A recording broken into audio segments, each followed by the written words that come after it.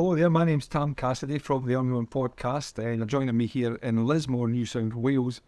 And I'm about to go to South Lismore, where there was a flood that took place there, a natural disaster that took place, flooding from the Wilson River in February 2022.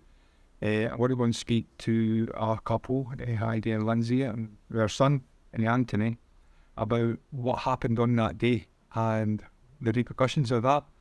And we're going to look at some of the what they've been up since then, how they've tried their best to rebuild their life since then. We're also going to look at other issues around it. For instance, I'm hearing that there was a lot more people who were actually killed in the floods than what was reported in the news, and also the kind of help that they're actually getting now from government to help people in that area rebuild their lives, rebuild their homes, rebuild their businesses. I bet it's quite harrowing when you understand what happened to them. I'll try and put up links to the various news stories and stuff. At that time, I used to live here. It's almost like saying, if you know Stirling area, if you at the peak, the Sports Village, Forthbank Stadium at Stirling, if that was in 10 metres of water, right up into the castle at Stirling, that's kind of what happened. It's unbelievable, it's beyond belief. And yeah, some people reported it's higher than 10 metres of water. Anyway, I'm going to go and meet them, and they're going to show me around. We're going to let them know what they've been up to, and they're going to talk about some of their views and ideas around what's been happening, and try and give their story to you guys who are watching about what's actually happened here. Hello there, this is Tam Cassidy. I'm in South Lismore for the Unknown Podcast. Where today I'm covering basically what happened in February 2022, which was the Lismore flood. You can see this area behind me, a lot of the houses here. Just empty. The shocking what happened was 10 metres of water, some people say 14 metres of water here. Can you imagine? The whole area where I'm standing was covered in 10 to 15 metres of water. And what I'm going to do today is I'm going in to see an amazing couple, one of the most resilient couple I've ever known in my life, Lindsay and Heidi, and their son Anthony. And they ran a shop here. They lost their house. They'll tell you more about it themselves. They ran a shop here. It was a furniture store. And basically, the whole place was flooded out. We'll show you the water line. I'm going to go in and see them. They're going to talk about their experience, what happened to them in the floods, and their amazing story since then. I've actually got some footage I can put up as well when they were actually rescued just up the road there. It wasn't actually a road at the time, they were rescued in a boat. And this is their place. I'm going to meet them just now.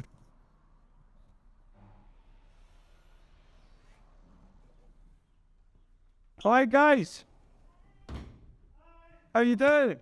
Hello, it's Tam. How you doing? I'm not bad at all. I've got a new selfie, guys. This is Anthony. How you doing, Anthony? Not too bad. You alright, mate? I'm good, pal. I'm good. Nice to meet you, pal. Nice to meet you. I'll go upstairs here. Oh, here I come. I like that. You were in sync there. So this is the workshop and home right now, as far as I understand. And here, guys. In the heart. How you doing, mate? I'm good, so. I'm okay. So, like, with you selfie stick? No, it's. And I don't. There you go. This is Lindsay. How you doing, pal? Good. You alright? Where's your good woman? We'll say hi and then we'll. Ha! There she is here. Hi, do you like with your selfie stick? Hello. Hello, nice to meet you again, pal. So, Welcome to the chaos. welcome to the chaos. So, this is where you guys are working, living. Yep. Everything. Yeah, so we're going to have a wee bit of a chat about what happened to you. Okay, no problem. We'll do that when you're in a few seconds. Hello there, my name's Tam Cassidy, and welcome to the Unknown Podcast again. As I've said to you already, we are in South Lismore here today to speak to a remarkable family who lived through the Lismore floods in February 2022. And have since then stayed here. The place I'm sitting just now, in their home, their workshop, was under 10 to 12 metres of water. Anyway, I hear different stories, but it was just covered. And, we're here there today to speak to Heidi, Anthony and Lindsay about their experience and what actually happened to them on that day and what they have done so far. So I'm really, really grateful that you guys have agreed to speak to the podcast today. It tells me a bit about that. So, I mean, first of all, I suppose, what happened on favourite that day in the flood or leading up? Well, what didn't happen really? We had a week's worth of rain, buckling down, massive storm cells, all converging over this sort of area. And there was reports that we had 700 mils overnight, which is like nearly a metre worth of rain, all over the whole area. So the catchment area just could not keep up with the water fall from the sky. So, it's a where to go somewhere. So, all the rivers meet here in Lismore, and that's what happened. We had more water than the river can conceivably handle, and it just overflowed the riverbanks and flooded us. And of course, you're just thinking to the emotion about here. Yeah. I mean, it happened in 2017 as well, March 2017. Yeah. It was a wee bit different then. And that was a biggie. Yeah. I was not forgiven. Well, the water in 2017 was still like 10 centimetres underneath our floorboards at home, whereas this time it was 2.3 metres inside the house. So that's the difference between the 74 flood and the 22 flood. So it made a read work from 2017, a farm where you were going to do after period in terms of the area. Yep. So what were you expecting, and was it actually something that you thought you started to realise this is even worse than what we imagined? Well, Bruce Sheaf, who's our next door neighbour, we went to him for advice because he's been through floods before, and he said open both of your roller doors so the water can flow through. It comes through really slowly. 1974, is like knee height. So it's not very high here at all. He said it will just flow in, flow out. You hear then to hose and clean up all the rest of it. Based on that knowledge, we decided that we were going to stay. And then we realised once the water started coming in, it was only ankle deep, it was like rapids in here. And we then knew that we were in for a very different story. I'm looking, because probably have a wee look around later on to show us, you can give us a bit of an idea of how that actually happened. And after it, I suppose one of the things for you were talking to me earlier, was that you kind of went to the higher ground up to a friend's house. Yeah, so I wasn't here with Mum and Lynn. So would it affect you? No, so Mum's idea was if they just put me at a friend's house that was out of flood waters, then I wouldn't be affected. No. But it got to the stage where the water came up to their backyard at 5 o'clock in the morning. So we had to basically get out of their house and go up the hill. And we stayed there for about 3 or 4 hours until they came in the boat from here. So then Mum came and picked me up, and as I was walking back down the hill, his house was half underwater, which is up in Eastical. Unbelievable. So that was the safe spot. I knew it wasn't going to flood there, so it was like, right, I'll put him, halfway up a hill. They didn't do any flood preparation at all. They just had to leave their house with what they had, so that was it. We were told it's only on to 2017 level. Yep. So that in this building, it's needed. Okay. And we thought, oh, well, it's 2017, we have a mezzanine floor upstairs, we'll be fine. Well, they just got so wrong. We had some warning signs. The police and the SES door knocks on each of the properties in South Lismore. I think they did other areas as well. And they asked us whether or not we were staying or not, and they had a list of names, addresses, and details of people. And we actually asked them what the list was for, and they sent to us that was their log list for if anything happened whilst there was water around, and so they knew whose bodies were in which building. So that should have been a very big warning sign to us that it was going to be worse than what it was previously. But, we were still listening to the forecasts of it was still only going to be, 2017 height. It'll be fine. It wasn't going to be an issue. So we still made the decision to stay. How do you not see what's going on? Yeah, because we're, still trying to pack up, put the utes out the front, pack up. You lift everything up above that 2017 height. So even the adrenaline was just running so fast that it's like I didn't catch that sort of warning sign, because you knew that, you still had hours of packing up and moving and stuff to do, that it didn't sort of click that, oh crap, they haven't done this before, why are they doing it now? Yeah. So it's looking back, it looks like they knew it. Yeah. But didn't want anyone to panic. Okay. So there's a fine line between not wanting anyone to panic and getting everybody into safety. That's right. And for just so you know as well, this was, at that time, it was a furniture store. Yeah. You had, this place was full of furniture. Yeah. Yep. Yeah.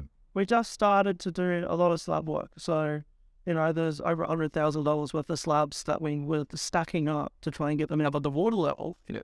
We had 4% a year and weaving all sorts of different things and getting it as far as we possibly could.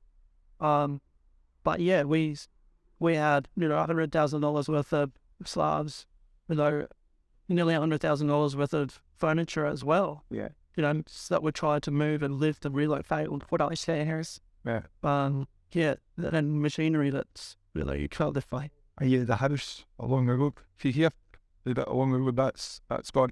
Yep. The basically your home was for it. And we lifted stuff. So as I said, we have a raised house.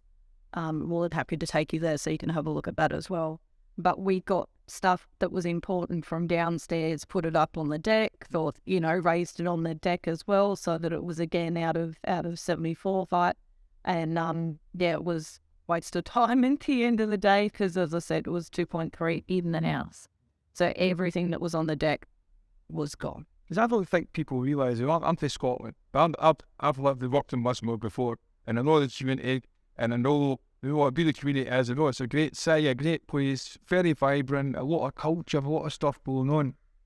So when I saw how high up the water was in the news, I was devastated to me to see that way. I don't think people have been given the information about what's actually happened in a place like this. This is a place that is just, I always like into about the size of Stirling. So if anyone's watching in Scotland, Stirling, you know how shocking it would be to see all of the centre of Stirling flooded with 10 to 50 metres of water. That's what happened here. And I don't think people have been told what actually happened here in other parts of the world. Certainly in the UK, I'm not seeing it. I'm not understanding it. And that's what I'm hoping that you guys are eating away. If you talk about the day, what's happened. So the flood comes. It keeps getting higher and higher.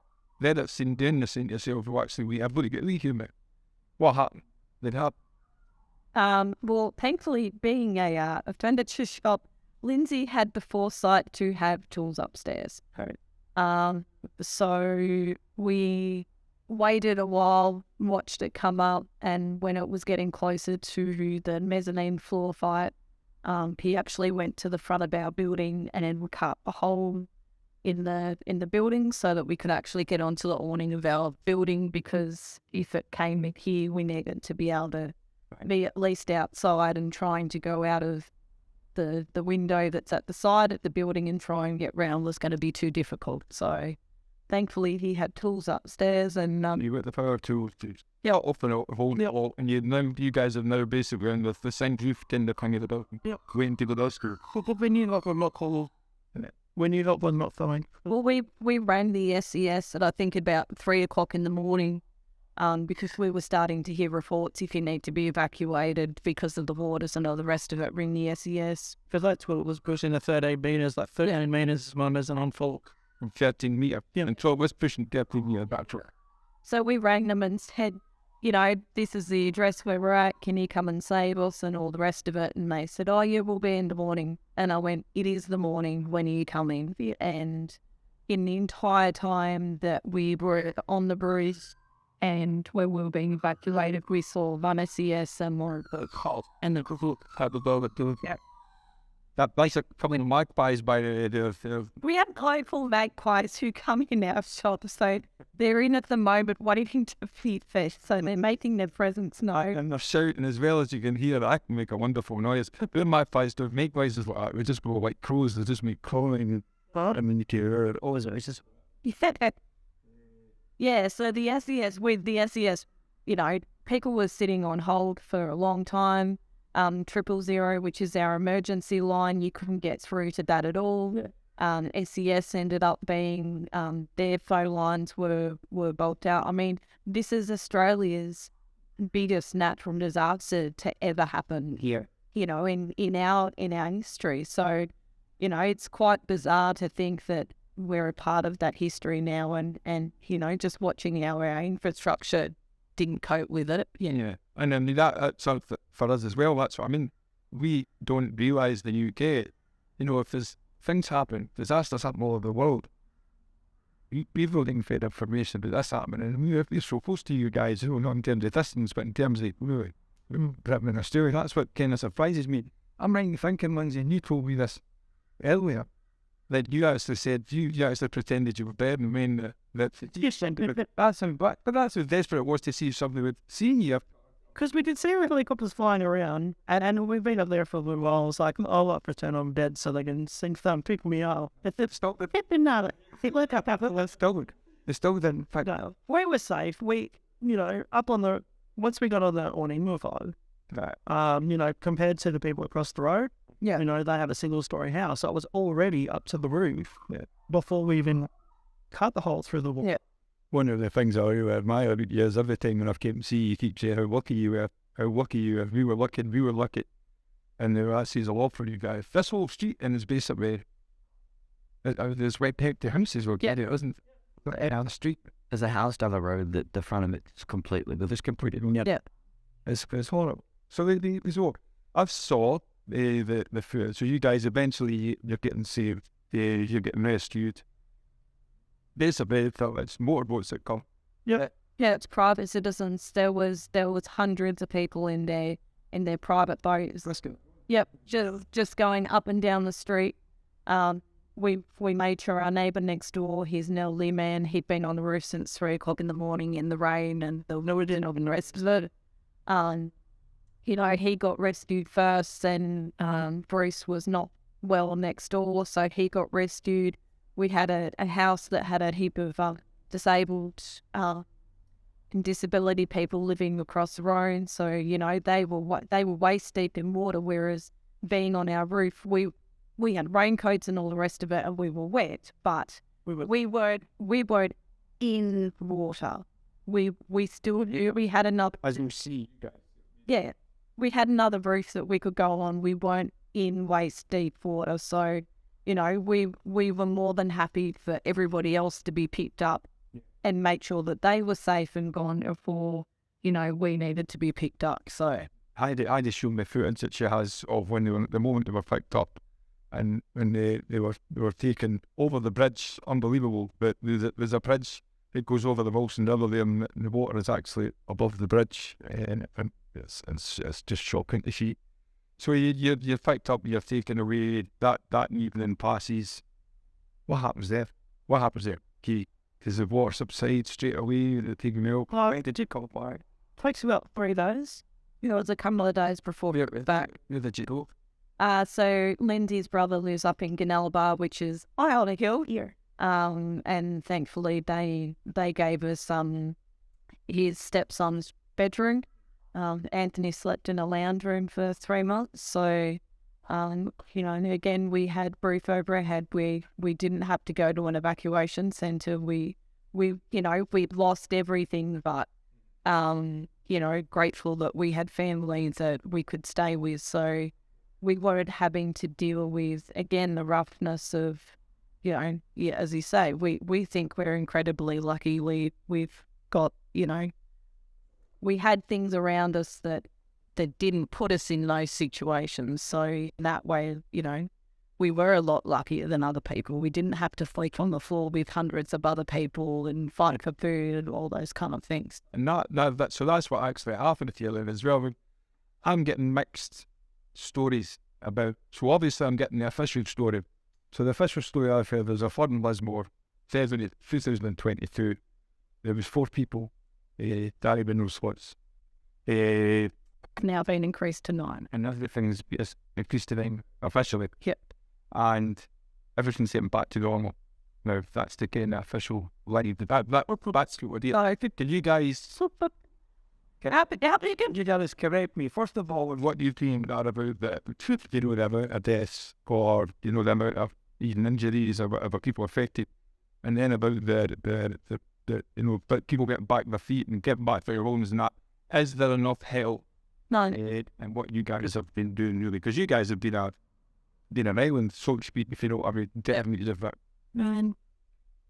Where the town's not back, like our major shopping centre isn't supposed to flood. It's only just come back. They've only just opened toilets. Like, we're into the 8th month of us, being on from this flood.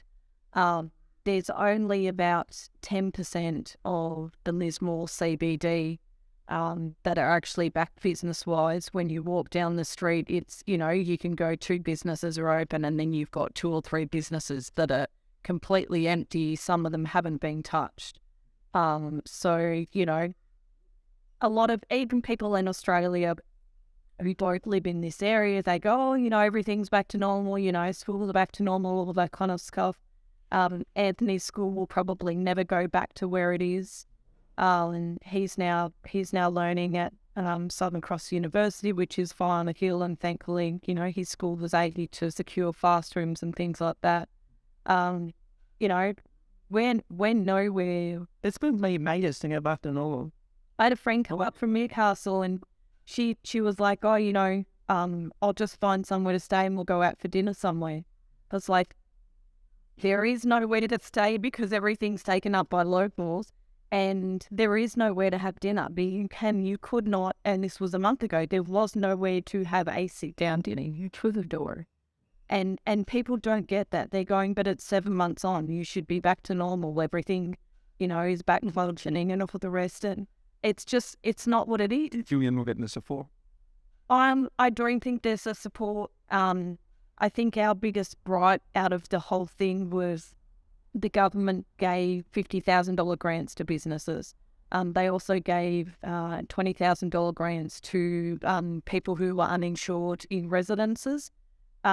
Because we have insurance for our business, we then had to wait nearly 7 months for them to make a decision on our claim. So we weren't allowed to touch the $50,000 that the government was offering because we were classed as having insurance. So I had said to the insurance company, if you decline our claim and the government has then said the $50,000 is no longer available, I was going back to them for the $50,000. So we've had no financial support from anybody. We've had nothing from the insurance company. I've been forced to know on our claim. We want to get there. So now they've declined our claim, but we lived on my wage alone for 7 months because we had to restock here, all of the, machinery, all that kind of stuff. We had to do what we could do money-wise off a single wage. So whilst we were waiting for them to make a decision, there was nothing. Nobody was helping us. Nobody was doing anything with us financially because we had insurance. So now that they've declined our claim, they wouldn't pay, that was the other thing, they wouldn't pay business interruption payments, which we had with our insurance. Improved insurance. Yeah, so we've been paying insurance for that, but they wouldn't pay business interruption until they deemed the claim was okay. So they've now declined us. Now we can go to the government and show we've spent $50,000 over the last 7 months of our own money, and we've now been able to have all of the receipts. Can you now give us $50,000 worth of money back to be able to, progress forward again? Yeah. So in that regards, Lindsay said it numerous times, it would have been better with the amount of claims that were happening if the government went, right, every business gets $50,000, regardless of whether or not you had insurance or not, you get the $50,000 straight on it. If your insurance company accepts your claim and then they pay you money, you pay back the government the $50,000 that they gave you out of that insurance money, and then you keep the rest of it. Yeah. If we had that 7 months ago, He could have gone and bought the machinery. We could have cleaned everything up 7 months ago. Not only that, but we would have been able to help other people get their shop open. Like, we have shops that in town that we've built all the furniture for. So when they were trying to rebuild their shops, instead of doing our own, we went and collected all their furniture, brought it back, refurbed it with whatever tools we had. And so when they went to reopen, because they're a food shop, they had nice, clean, hygienic stuff to go into the shop. So, we definitely, looked out for the community in that side, because without those shops open, that's even a more strain on the community because there's low food. Yeah. And that's what you have to do. So there was a couple of points just to look that are on about it as well. But in terms of fatalities, there are a couple of things I want to bring up about this. Fatalities, I've heard a couple of people who took the wrong to your fight. I've heard the people just got to me in the street, they said the morgue were full. Now that doesn't go along with the 9 that are saying people, the fatalities that they said they were. What do you guys think of that? Is that not what I had? I've heard the morgue were full. That's what I did, but that's what I've heard. I've heard from pretty reliable sources that our local morgue was full and such. So we'd heard hundreds. And people were going, but you wouldn't miss people and all the rest of it. And it's like, well, you've got the itinerants that, float in and out and do whatever. You've got a lot of homeless that, potentially wouldn't be missed for a long period of time until somebody notices. You've got, people who come to visit, who are here on holidays and don't know what's going on. I heard it was hundreds, and I believe it was hundreds. And people like that, you'd see funeral notices, and it's like, for those people and for people who are holidaying who then get flown home to go and have funerals at home, it's not said about. You wouldn't see it in the news. I know a lady there's a lady down in the end of our street. She died. I heard about it. I knew who she was. I heard about it. So, but she lived in a house. She was a well-known person in Lismore. I heard about that. And it's those other people. This is a place I knew when I lived here that it was a lot of people come here to live off the dread it. They come here to live off the radar if you went, but they're not registered if Yep. So that they could be those. Yeah. It definitely wasn't fine. I know that. There's also the fact as well that what happened in the terms of the kids getting back to school. Anthony, you went back to school, but you can't go back to the school you were at before, right? No, my school was fully flooded. All classrooms had water up to the brim. At Trinity, we had a big SC, it was not SCU, TSC, which is like a giant hall. That was pretty much to the roof, full of water. The indoor swimming pools were gone. So everything was ruined there. And then my school decided that they were going to do a contract with, as Mum said, Southern Cross University. So school has put us there for the time being until they can sort out what they're doing, if they're going back to Trinity and they're going to rebuild it, or if they're going to choose somewhere else and build a new school out there. And we move there. So how long are you getting on at the new school? How's that working for you up in the means of school? It's strange. Yeah. I wouldn't say it's good, but it's not bad. It's definitely a new experience. It's not like how Trinity was, how normal it felt like school. This time it feels like, obviously, university, because that's where we're going. But no, it almost doesn't feel weird, honestly. With you, what you're getting on with, and that's the thing, the resilience that's showing there again, they're just getting on with it and doing what you have to do your student, says about it as well. He's still with the same teachers. He's still with the same, same students. He's the friend that he was staying with when it flooded. They couldn't stay here anymore. It was too much for them, so they've actually moved to Brisbane. So I think that was one of the hardest things for Anthony, was his friend that did move away.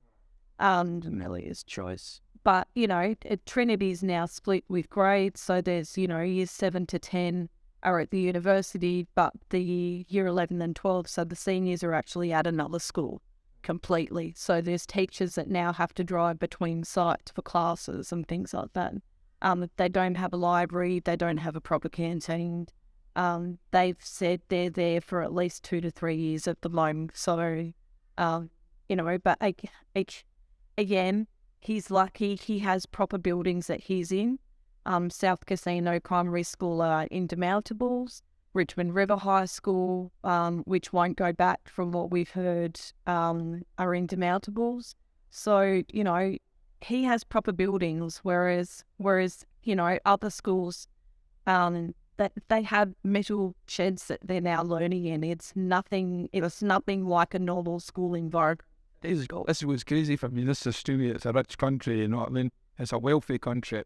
I as somebody who's not from here, I can't understand why we're just throwing money at it. And here, that's free money because it needs fixed. To me, governments find money, see when it comes to war or it comes to defence, all that kind of stuff. They see we found money from nowhere and nobody asks any questions. I know this is a city in Australia, and I can't actually believe it. Whoa. What happens to the Lismore? What should, because I can see is it's going to keep happening. So what happens? Do people stay here? Do the government want to move people somewhere else? Do you feel? We had a wee chat last week about the fact that we kind of felt it would rather that people left rather than relocating, which would be a... Yeah, this depends. What do you feel? It makes it feel like there was, like they stripped the houses. They're destroyed. There's nothing inside it. So the insurance companies have came in, stripped the housing. Stripped the houses. But they stripped them before there was a proper assessment done on. Yeah. So then they've now written off a house. They've written off our house, but they wrote it off after they had taken all of the linings and all the walls out of the middle. Our halls was low. So if they'd assessed it first and gone, we're writing it off, we could have taken some of the panels off the walls, right up in between the walls, and we still would have had walls in the property. Now it is an empty shell. There's no bathroom, there's no toilet, there's no walls, there's no kitchen, there's no nothing. What do you think they'll try to do? I think they will sell. This is why. And why would they do it then? If they want you out, why would they just go and build a town somewhere else to say there's new Lismore? So basically, what you're saying is, where I'm asking why they don't just throw money at it. Get everybody out, build a new Lismore. You think they're just trying to do it cheap, they're just trying to force everybody out by letting them go on. And that's what's happening. A lot of people are actually starting to weep. Yeah, it makes sense. They can force you out by destroying the houses that much they're unrepairable. And then people have to leave because there's nowhere else to go.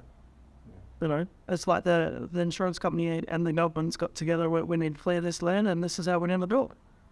And look, and it does make sense. We're a resilient bunch though, and people are just, they're fighting, they're coming back. Yeah. And what about people who live around here? They think the same as you guys, for anything. They feel the same. Death. The neighbours and that. Yeah, well, see, the house is 100 years old. They've been through many floods before. I don't know why they stripped them out now. Doesn't make sense. Sell we reason it can be because I want the houses destroyed to remove. On cheap. Yeah. That forced people out there. So if they can't repair it, they got to go somewhere else. We were talking earlier though, which is pretty surprising to me, everyone to speak about, that people are buying houses here. Yep. Yeah. House across the road sold last week. We sold. Yep. Sold that, and other people are coming in to buy it. Multiply with that, but Because it's cheap. Where else can you buy a $200,000 house from? Let's say a 3 to 4 bedroom house. You can't. despite what you're telling them, Yep. people are willing to take that chance. We found totally unflood related. We found during COVID, because people were then able to work from home, the amount of Sydney people that came up here and that now live up here and woke up here have the Sydney money, Right. but they have the rural lifestyle. They buy them as investments properties. They're charging $400 to $500 for houses now for rentals. Right. Fix it up, put rentals in there. It's not their problem if the rental person loses their stuff in a flood. They've still got a property that's making money for them. So there's an opportunity there, for people as well. For sure. Yeah. We have all the shops all here, they're open, the school's going back, so the south side's recovered quite well compared to the rest of town. Yeah. It's like a gamble, isn't it? Oh, definitely. Because you can't calculate it. It can't be a calculated risk for it's not going to happen, or it's not going to happen. Yeah. You guys have spoke to me before as well, and you showed me a message you from Facebook, I think it was, in 2017, and the way you felt then when the flood came, as opposed to how you felt this time, and it was almost like we thought it was like the emotions had gone. This time where you were just not. Yeah. I mean, talk about that. It's still a hard battle than that. The water was so deep. Yeah. You know, like we leaped through it. And it's like, you know, you go over the bridge and it's like wasted water on the top of the bridge. It's like, and we'll go over there now and go, how the hell was there so much water? I'm driving over it. Yeah. And I mean, I'll do some filming later. I'm driving over it and it's like, I can't even get my head around how much water I've been getting. And it's just, yeah. And it's no like a small, there's a large valley. It's what, it's a small valley. Yeah, it's cold as a bridge. And it's just full. And the bridge, the water is lapping over the bridge. It's just bonkers. No. Yeah, this was very different. Like, we lost everything this time. Whereas in 2017, like, the post that I had was the PTSD of hearing the rain after the 2017 flood, where I only lost the stuff underneath the house. I didn't lose stuff inside the house. But it was the fear then of how much water was going to come. Whereas this time, you know, the water was 2 times above what Iron Clark was. So there was nothing we can do. So you don't have any kind of feeling anymore. It's just like, okay, we survived, we rebuilt. I can do it again. It's okay. And there's a help for the trauma. There's no better way for it. It's traumatic. There's a help for that. And you guys get help for PTSD, like you say. That's pretty cool, right? There was places you could go to. Like, I have to admit, like, when the harbour and all there were running, there was places that you can go to get mental help. But, and we'll say for me, it's been every day, just rebuild. I don't have time to think about it. Yeah. But it's harder now 8 months out than it was when the flood actually. I don't remember.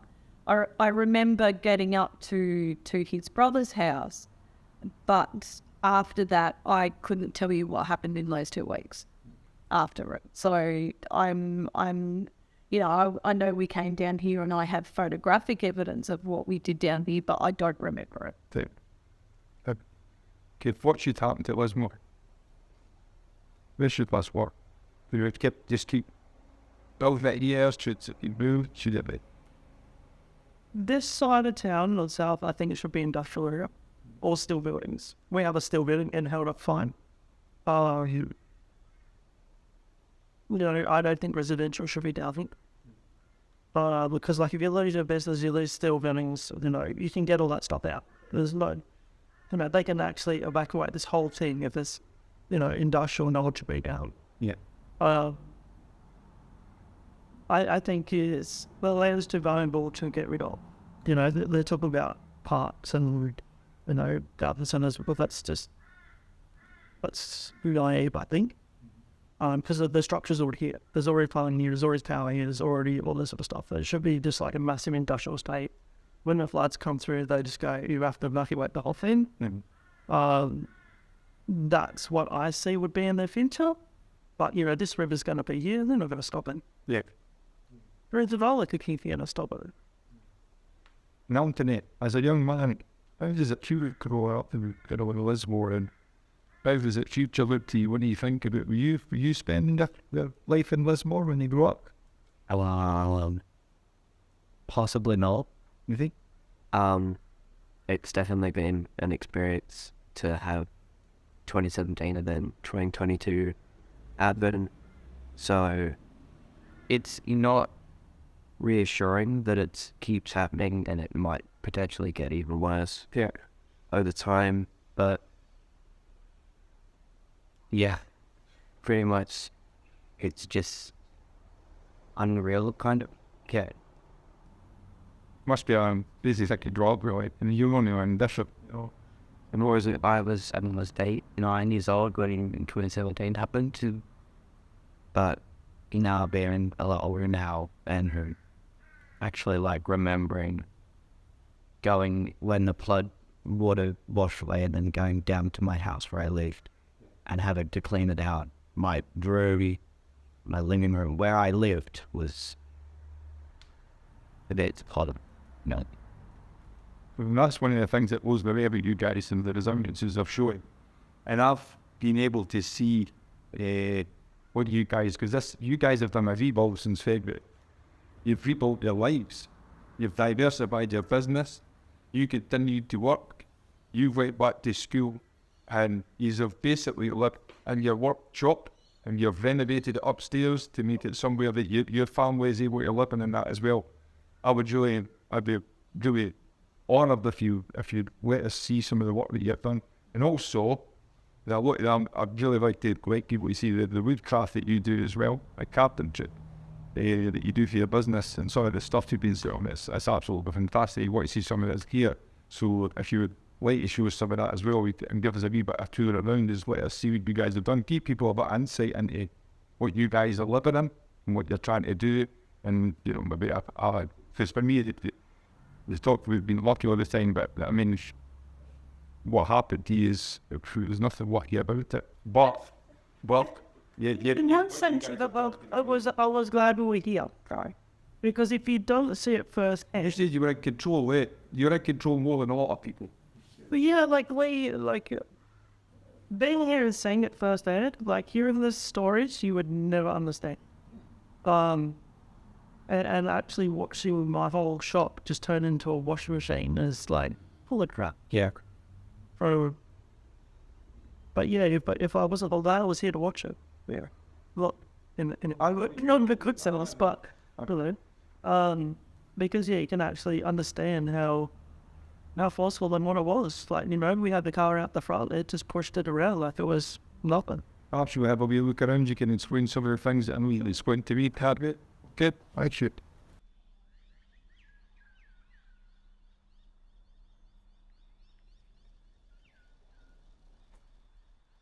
Hey, come on in. Check us out. How you doing? I'm good, man. Yourself? I'm okay, yeah, I'm okay. Hello there. Hello. But this is the shop area. As you can see, over the wall, this is all the stuff that we built previously for customers. We use recycled fence panelings and recycled timbers. But now we've sort of diversified since the flood and taking on a lot more slab work. Benefit. But this is just one tenant that we made for a lady who it's all made out of recycled fences. All right. All the fence palings, or the subcontract or the subframe is all made out of the rails and the posts. I like that. Well, that would be me. I could do with some. Laptop on there or drinks. I wish it wasn't so far away. I'd give one right. Well, we can throw it into anywhere. So this is the little shop area. These are made for a wedding. Down here is where the actual workshop is. So this is where all the magic happens. And that, as you can see, there's the line where the water went to. So this has been from a furniture store. You did some work, but you've diversified and changed your business to go with the punches, to roll with the punches basically around what happened. And this is what you do now. Yeah, definitely. Yeah. This is where the need is. People need us to be, building their kitchens, putting them all back together. And out the back that's where the duct. So this is basically where the water came up, yeah? I mean, it's crazy. So that connects to the river. And then up here, we can actually see the mark where the water came up. Mental. Unbelievable. All this used to have big timber crates, big racks, but the water just picked them up and moved them around like they were nothing. Don't do that. But, and we've had to track down and recycle second-hand machinery because I can't get the machinery we had before. It's like you said before, if that was a priority, to get money into you guys, to get your equipment so you can help rebuild the community as well. Town wouldn't be as bad as what it is. If it wasn't for our friends and families and the people that we know, like Butch from Sunland Tools, he knew that we needed to get going again, so he gave us $5,000 worth of machinery and said, this is what you'll need to get going again, and we'll sort it out once you get settled. Brilliant. But without that machinery, we couldn't build the loft upstairs. We couldn't help people in town, get them back to going. But yeah, so this is, yeah. And that another watermark up there, if I can see it. Yeah. Yeah, that's the watermark. Out. Oh. So this was like a big washing machine in here. Just big vortex. Throwing everything up with all. But yeah, on a brighter note, this is the bake room or the resin oven. This is where everything turns pretty. On. Yeah. So this is Really nice. mine is a flood-free new office desk. Oh, wow. Posh, Heidi. Posh. Yes. Very happy. Look at that. That's lovely. We filled all the voids with a silver epoxy resin and did the blue for the fish. Uh-huh. This is all camphor oil for the steel legs. Keeps it nice and light. Yep. Now we've got some flooded gum dining room tables for people trying to get behind. Sure, right. Yeah, that's it. We put a... That was, guys. That's it. So yeah, and you know, this one's a little coffee table with the wood resin that we pulled this morning. Oh, very nice. People's kitchen benches that we're trying to get people back into their houses with. So yeah, it's like you said to me well before, that you're able to build what people need, necessity materials, that you're able to produce stuff that are necessity to people to get into their homes and do things again. Yeah. Stuff for us to sell. We're flat out building what people need. You basically get up, start working, and then go to bed. He doesn't have to drive anywhere anymore. Just Down the We're taking off the vegetable carpet. But yeah, we get out of bed at 8 o'clock and go to bed at 2 a.m. the next day. Because I know that people rely on me to be able to go home. So if they don't have the kitchens, they can't own them. Yeah. So yeah, so this is the shop. Yep. That we'll take you upstairs. This will show you what we've been working on lately. I'll try not to hit my ankle. That's health and safety in mind. So where are we going just now? Up here is where we're living. Where you're living? While I'm trying to do all that stuff downstairs, I'm going to try and build a pass a loft to place to live because we lost our house. And you lost your house and you've converted this into a place for your family to be. Yes. Yep. So this was the dining room until we had the... We're currently converting Anthony's room because, as you can see, it's still shed, so summer's coming, you know, we got temperatures up to 40 degrees. Ah, right. Oh, I saw that. So the corrugated it just turns into an oven, I take. Yep. So we're having to insulate his face so that he can sleep nicely at night time. But I hung this fire. This is where we're sleeping at the moment. This is your bedroom here. This is the everything. So this is all that we were able to save from the flood. You're working that here as well. I haven't had the heart to do that yet. You've not been able to look through stuff. Too painful. So where this window is now, this window didn't exist in the flood. So you can see the cut marks here. This is where Lindsay cut a hole and we were able to get onto the roof. So this window basically represents it was a place that you were able to escape. Yep. The flood. Yep. So because we cut the tin, it was decided for a window in here. We're going to put a window in Anthony's space as well so that he's got an escape route as well, so that he's not having to try and come around the stairs. So he will eventually have a window too to get onto the roof. We were safe out there because we still had another 2 meters to get up on the roof that's above our heads, so we were quite okay. That's why we didn't get out straight away when we first wanted to get picked up. Yeah. There's We had another flood survivor behind you as well. Another flood survivor. We actually had the bird with us. Hello. Don't let her have it. Oh. So she was with us, so she got put into a small cage. She went for the boat ride as well. But Heard stories of maybe I don't know if it's true or not, but I've heard stories of how the animals behave before the flood comes. It's like the animals begin to act in a certain they know it's coming. But it's that's nature to them, isn't it? It's natural. It's a natural thing that's happening. It's not I suppose that's the thing about it. It's not really it's not. Sorry. was thinking, like, you know, when the water was coming out, we'd see a lot of snakes and spiders, but we was handling Yeah. none. And still, like, with my redback spider that we put in that piece of timber, Are you going to get any redbacks here? Eh? no, I had to get it from South Australia So you go out and catch redbacks for your to put in the resin? if I need to. Yeah. Have you got? Have you got? I hope you've got a good tub. Honestly, we'd be feared to the house spiders in Scotland. You're picking up redbacks. Brave man. That's amazing, though. I mean, that was one of the things that, for me, you know, that you've turned this whole place into a place that you guys can work, you can build your business, and my God, you built your business. It's thriving, but also a place for you to say and your family are safe in that, you know. So this room's a little bit chaotic because, as I said, we're now insulating it for Anthony. So this is our kitchen, living room, and normally Anthony's room. And as you can see, we're insulating all of it now at the moment, so that Just trying to beat the heat. he's got a cooler spot, but we've gone with, you know, steel cupboards and stuff like that, so that it's a little bit more waterproof and it's Because you guys get real heat here, don't you? yes, you can feel the heat now. I can actually feel it now, and it's It'll get to 50 degrees. humid as well here, isn't it? It's a certain kind of. So we'll put a window in here as well, so that Anthony's got an escape route to the roof. Yeah.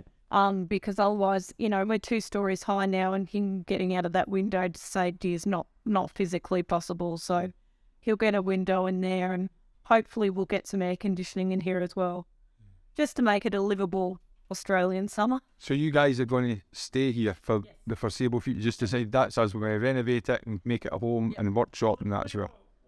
You can't be builders and tradies, so you're looking at 2 years plus. Yeah. For even anyone to look at the house. Yeah. And that's why the government let us down by not giving us the money to get us all going again, because there's no trade. Yeah. You know, like we could take the burden of, you know, some of the tradies' jobs if we could all get up going again. Yeah. A lot faster. Yeah, that 50,000, if they'd given it to us a month after the flood, we would be in a completely different situation now, business-wise. Yeah. And we wouldn't have struggled for the last 6 months, you know, doing everything off one wage. Yeah. So it's not only that, it's also the debt. Yeah. You know, like we've incurred a lot of debt. Yeah. You know, with creditors and all that sort of stuff as well. It's the little ones that'll help you out. It's the big major companies that go. Like we've had our phone bills disconnected, you know, our phones have been disconnected, and it's like you disconnect our phone, he can't work. Yeah. Electricity, you know, they were charging, I think we got a bill for Cathcart Street was $800. How long's that for now? We weren't living there. All right. See, They charged us $800 for not having any power connected there at all. There is still no power there, and they're charging us electricity for... Yeah. It's the big companies that are hurting. Yeah, common thread everywhere, by the way. I spent 2 days, I think probably 8 hours on the phone, fighting with our mobile phone companies to try and keep our mobiles going. And they just didn't understand, talking to overseas companies, and they were supposed to have dedicated flood phone lines. Yeah. And it's like, Google Lismore, have a look at Lismore. We are still living in that. But as you said, They don't get it. like we talked the other day, it's like, it might look like we're doing okay, like the whole city's coming back, but it will never be the same. Well, I've came down Ballina Road there, and it's just, there's nothing. No. It's just shell after shell after shell. That when I was here before, there'd been a flood in 2017, March 2017. I arrived here in June, and it was pretty much, you know, it was, you could see the devastation, but there was things were back up and running. There was hope. There was, you know, there was houses, and now, you know, it's just, you're going down there and you're thinking, and I'm not going to lie as well, but when I've been in Lismore a couple of weeks now, and you know, when I'm going into places, I'm seeing a lot of people who are affected. I can see it in them. I can see it in people's mental health. I see people's mental health, people that I'm and it's horrible to see, you know. But you guys what you're doing is, you know, it's just the resilience you're showing is unbelievable, you know. And the thing is, if anything happens again, even not here, but down Sydney or anything, will be forgotten about. Yeah. You know, the focus will be on the next thing. Yeah. And you know, like, for me, you know, I'm starting to feel it now. Yeah. The strain. Physically.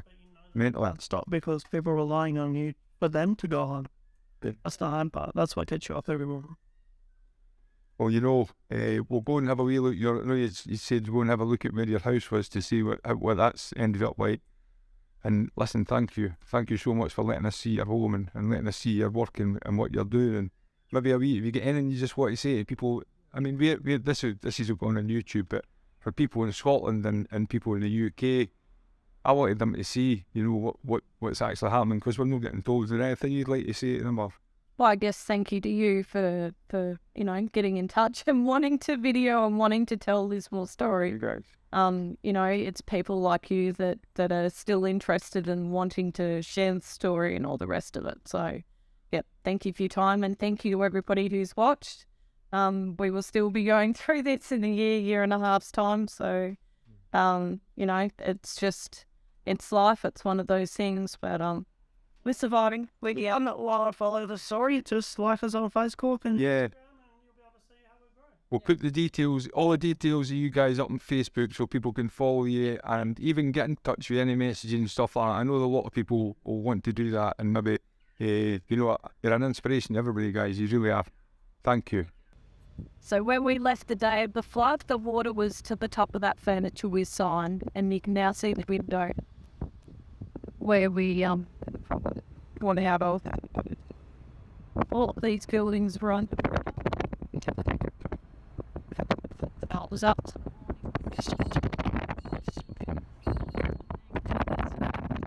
West Station. So this was our first boat. Railway station was completely under. It's just vented. So one of Lindsay's, the TV cabinet that's in Lindsay's upstairs was found on the roof there. So that can bring the TV cabinet on top of it. This building now, Norco, the big ice cream factory in Lismore, it's now closed because they don't have $140 million to reopen it. So there's about 200 people who have now lost their jobs in Lismore. Just makes it worse, eh? Yep. Yeah, so we were under, just going underneath the power line. So there's your old work there. Yep, that's where I used to work there. Empty. Crazy. The whole place, a big hotel. Workers' clubs. Workers' club closed. Look at that. The water was up to the top of that. Yep.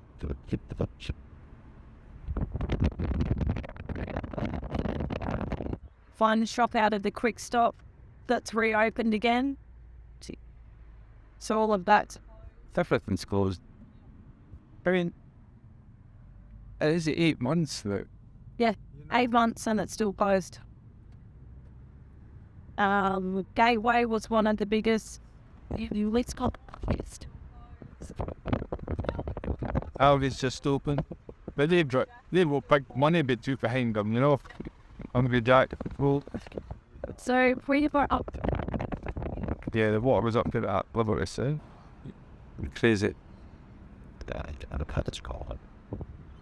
Actually, I'll go around to her.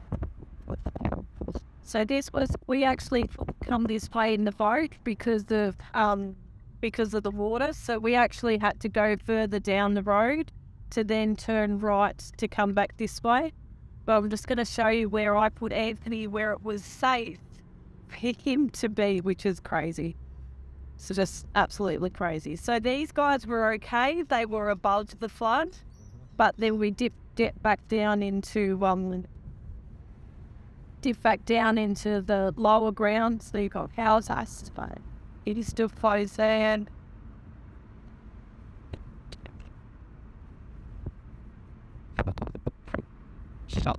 I'm back all.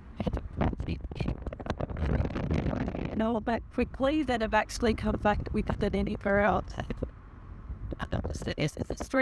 We ended up getting dropped off down here further, and then I came back this way to pick up Anthony.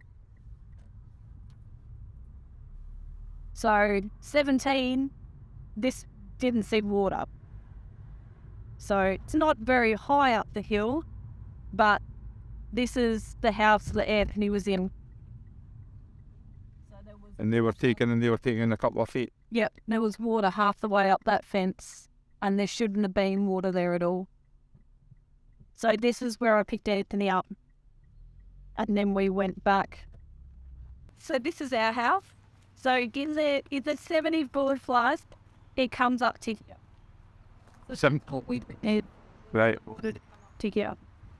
2022, 1.3 metres inside. So this is your family home. Yep. And you've lost it. Home. So this is what the insurance company has done to our home, is they've gutted it. So if you turn around and have a look at the window here, where the clean bit is, that's where the water went to. Off the stairs and up to here. Yep, up to there. So you're standing underwater right now. I'm standing underwater and look how high up I am. That has to be. Yep, standing underwater. You're drowned. So they stripped all of our walls out. So this is what Bungie was talking about earlier, in fact, the fact that there's just a bit of everything.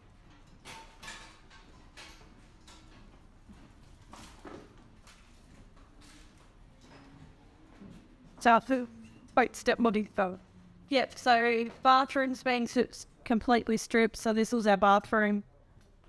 So everything. This is what the flood for. Plus side, we had asbestos in here, so we no longer have asbestos. Bathroom. So I had raised stuff and put it on here thinking that it was going to be safe. So you're still underwater out here.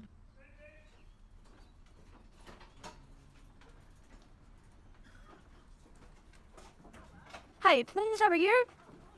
I'm just thank you. But is it? They've during help me coming to what in front. Oh. So we've just got to get the last with the front. Yeah. Probably out. Pretty good. It's a friend of mine, Tam. He can. Hi there. How are you? I'm okay, thank you. He's come to do some video of Lismore and what it's like and all those kind of things. What people in Scotland to know what happened, you know, and in the UK we don't get the news about it. For some reason we heard there was a flood but we didn't realise how bad it was, you know. I worked here a few years ago and I've always had my wee daughter was born here. So I've always felt a wee bit of a tie here, you know, so if we can tell the story a wee bit, we want to try and do that, you know. Thank. Not hot. And you're good? Yeah, we really good. We've just had a week away. Oh, nice, yeah. So, we've been camping down at So yeah. Jack Country? Yep. Go for it. As toilet, bathroom. This was the kitchen. This was the doorway going onto the lounge room. And then it had the TV there going onto the grinding earth, and then my bedroom. And then this here, where this is, that was the plate wall procedure. This wasn't a room. So that was my room, guest room, dining room. How do you feel, mate? When you come here, it must feel terrible. It's better now that everything's gone, so to say. But it was absolutely heart-wrenching when... Well, I'm 14 years old, so everything that I've owned and collected over the 14 years of my life was in this house here downstairs. So having to throw away childhood memories from when I was 6 years old, starting primary school, going on to high school, it was horrible. Yeah. So I can only imagine, mate. I can only imagine. it's like picturing all of your beloved, cherished items getting thrown out the door. Because we had... thought, I'm sure you are.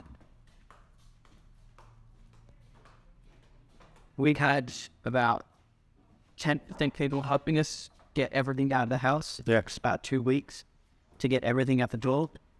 And we had to literally rip off these 2 railings to chuck stuff off and onto the ground so they could then pick it up for the tip.